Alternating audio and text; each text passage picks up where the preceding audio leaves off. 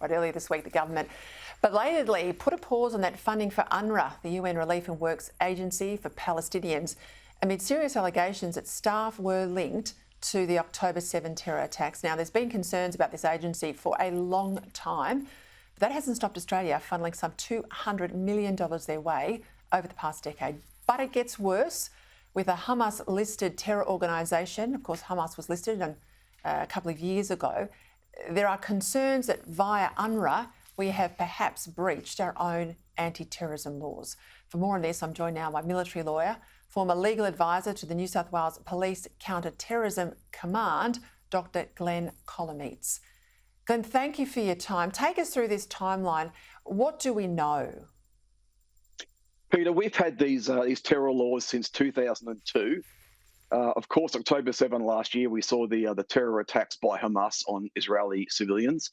2 months later, the government was advised by a delegation from 30 Jewish organisations that UNRWA was linked to Hamas. And I understand, as you touched on in your opening, the government was on notice much earlier that that UNRWA incites terrorism, including in its schools. The government nonetheless went ahead and committed further funds to UNRWA. Now, since then, Israel's identified 12 UNRWA members who are directly taking part in the atrocities on October 7. And we're now seeing more evidence coming to light that as to the extent of UNRWA's incitement to terrorism, to terrorist acts in their schools, so inciting young Palestinians to terror acts. And I guess finally, it's been reported that Penny Wong herself discussed UNRWA's educational material with the UNRWA head while she was in Israel recently. So if she was warned, if she had official advice internally, if she was warned by delegations from other governments, including Jewish Australians or particularly, in this case, Israeli government officials, and she didn't listen, they didn't take the threat seriously, is that where they'll have this breach against our obligations?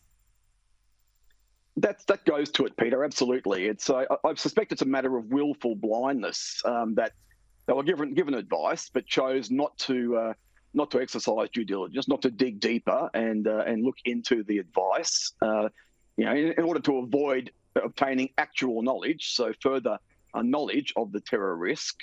And of course, willful blindness is recklessness, and recklessness is an element of this particular terror funding offence. So Peter, that absolutely goes to the offending. I want to play for you some comments from Opposition Leader Peter Dutton today, because he said her position is untenable if these reports are true. Have a listen. I believe that Penny Wong's position is untenable if it's demonstrated that she had advice that this money could be used for a purpose that wasn't intended by the government. That is an outrage because, firstly, it's taxpayers' money. It's against our national interest. Glenn, do you agree? Peter, I've seen some of the footage of the October 7 attacks recorded by Hamas terrorists themselves. I cried, and I got very, very angry to the point that, Peter, if Penny Wong is even contemplating a return to funding this organisation, by Australia, then to my view, she cannot possibly represent us on the world stage. Wow.